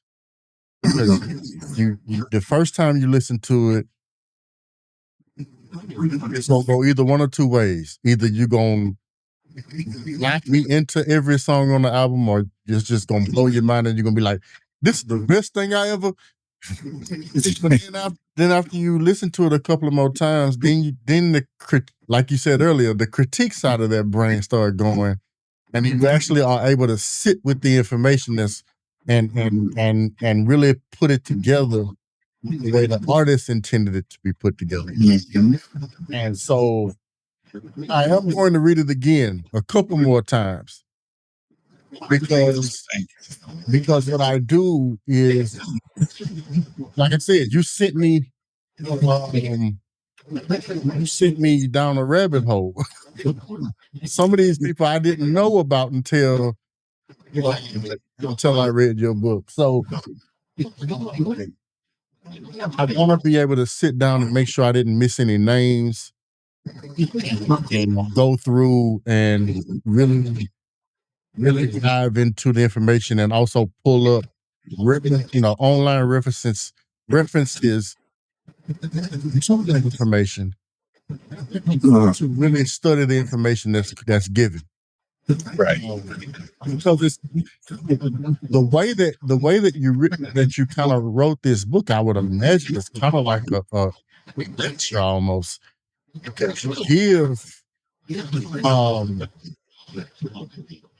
You give actual profiles for the folks that you're talking about, and I could see it kind of being if broken up. You could see it kind of being a part lecture almost. And so I appreciate that, and I'm definitely gonna take my time with it. I had to kind of speed through it this time because I was getting to the show. Right. But I want to be able to act really sit down with it and really take in the information. And if you're interested in wrestling, you're interested in the history of wrestling, I would definitely suggest picking up this book because it'll give you wrestling history facts, not opinions, facts that most books won't give you. And so hats off to you for that. Hats off to Thank you for that. Hats off to your brother for that. Julian was definitely on to something when he came up with this. Yeah. And I do appreciate that too. And a key point that you're saying there, it's factual and it's not a person's biography. Mm-hmm. Where a person puts out all of the good stuff about themselves Right. and their side of a story. We're not lying at the funeral in here.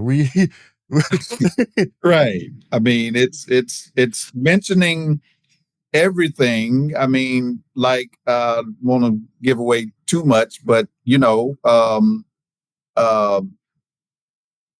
when Naomi and Sasha Banks won the titles, the championship, the tag team titles, mm-hmm. Sasha Banks at that time actually said, I owe it all to my good friend Vince McMahon.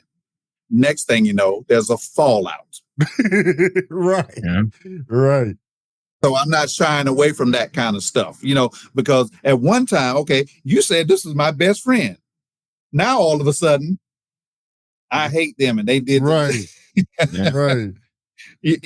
So yeah, I mean, we look at those kinds of things because those kinds of things are real and it's all referenced. It's not being made up. You can, anybody can find this material. Yeah. I got my references. Everything is cited in the back of the book. So mm-hmm.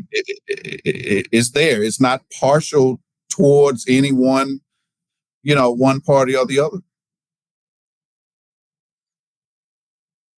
With this being those tweets were doctored. With this being the third edition to the book, and this is my last and final question.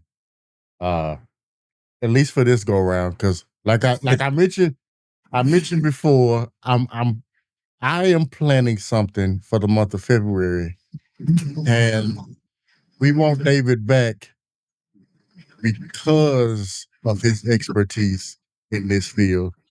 But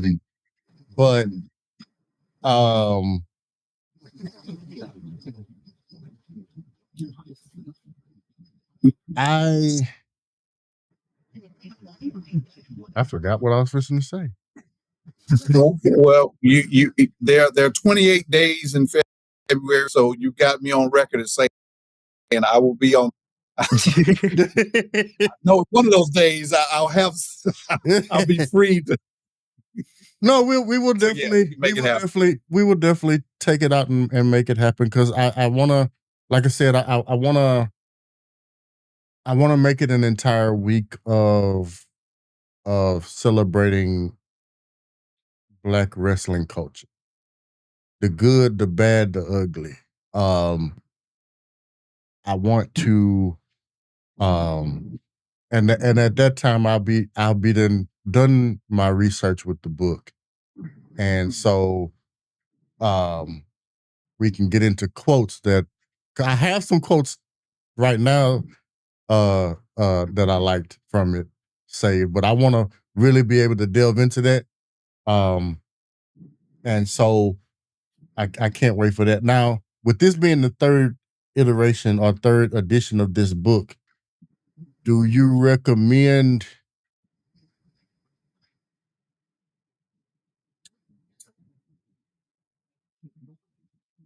from a pure historian standpoint,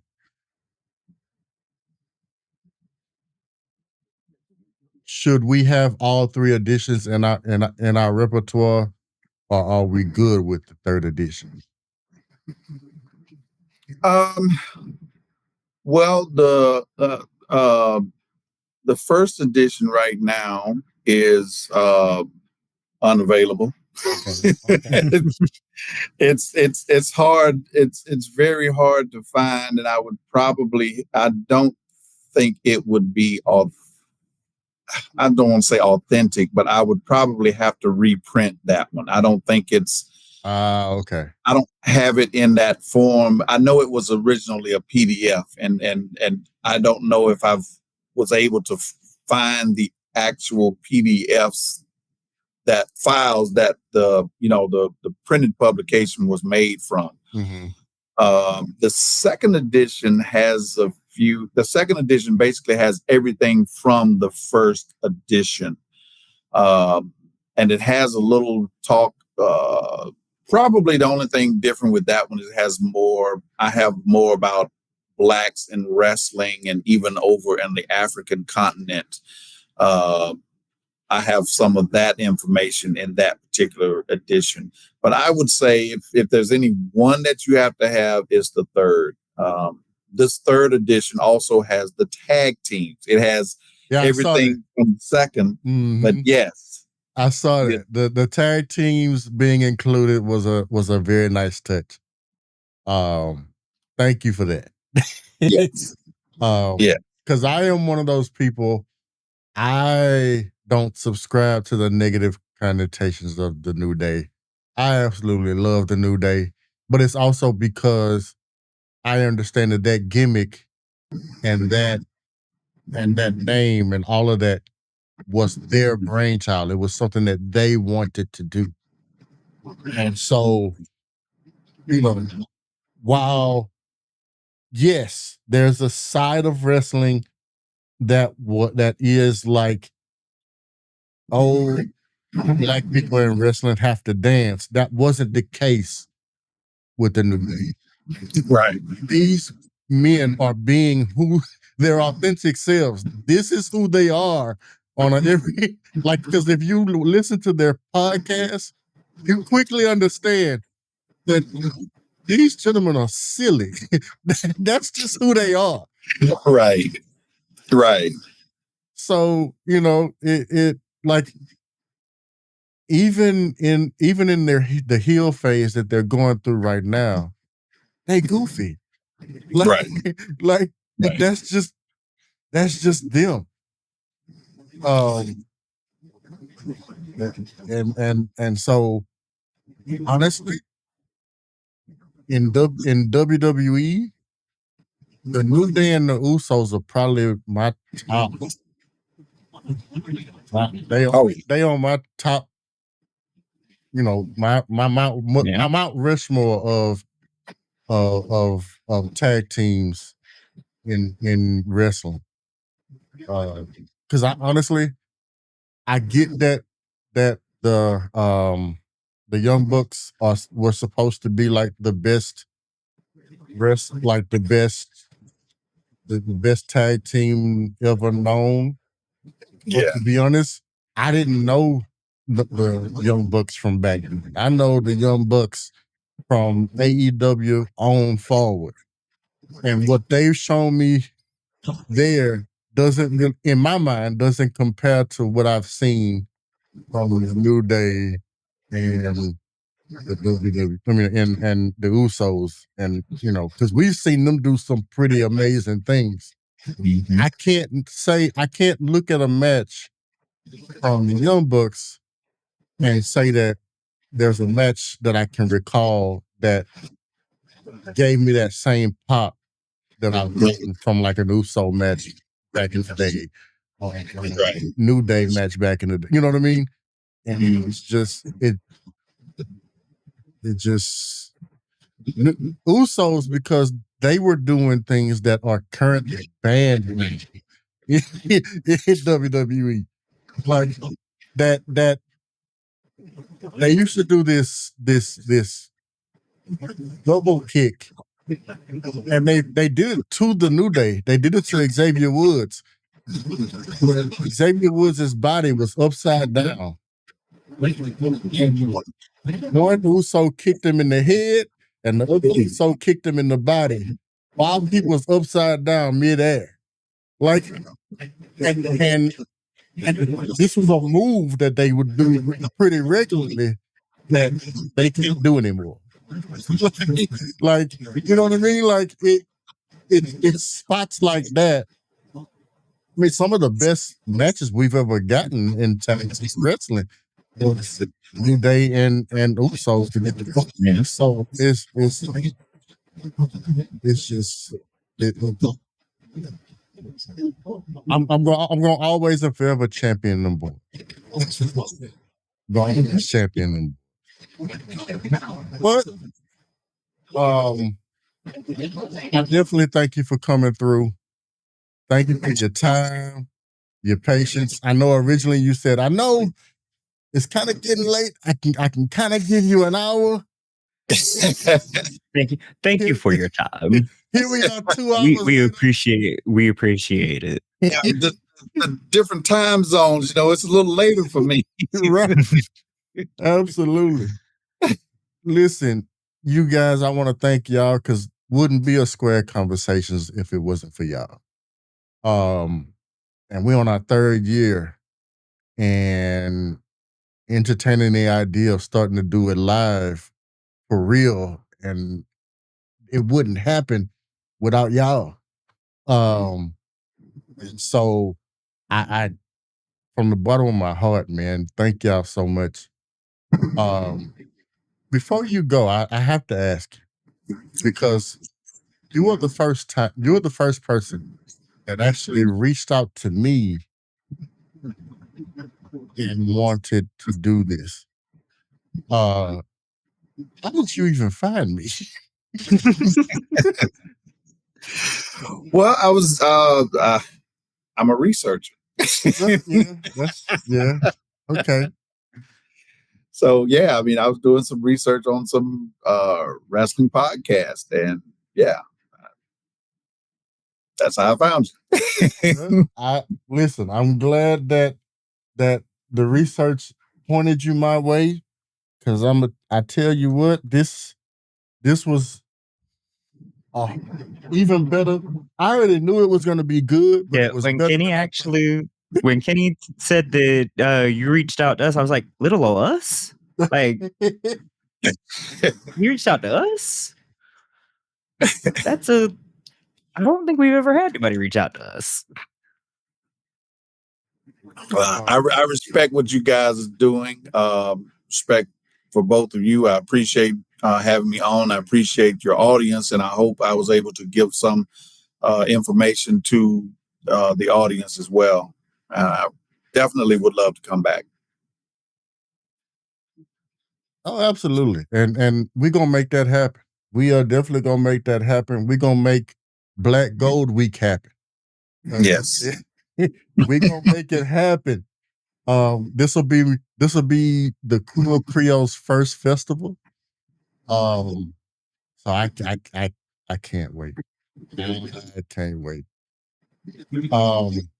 I think where we are going to go, for rating purposes, was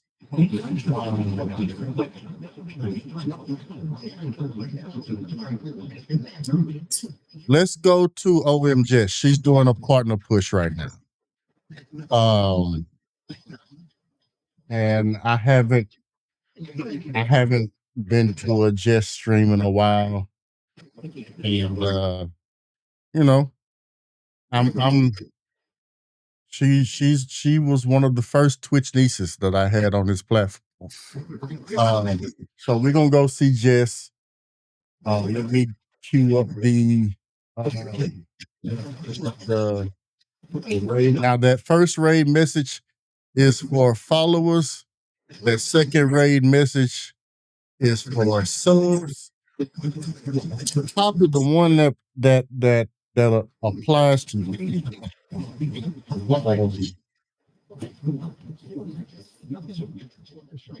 And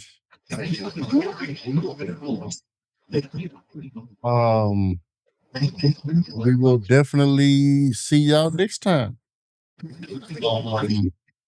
Again, thank y'all so much. And in the words of old bird, out of here. We gone.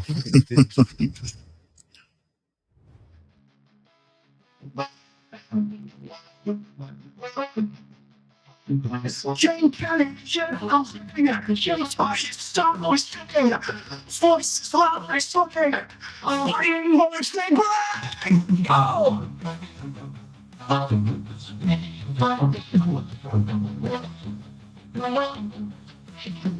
Broadcasting from the west, stories from the past.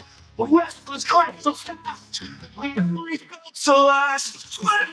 Conversation. Wrestling fascination. Heroes in formation. Our shared dedication. Kenny called the shots in the ring box. Chase connect the dots. Together they are hot. On dog they fight. Every episode of light shining through the night. Everything feels right. Split conversation. Wrestling fascination. Heroes in formation.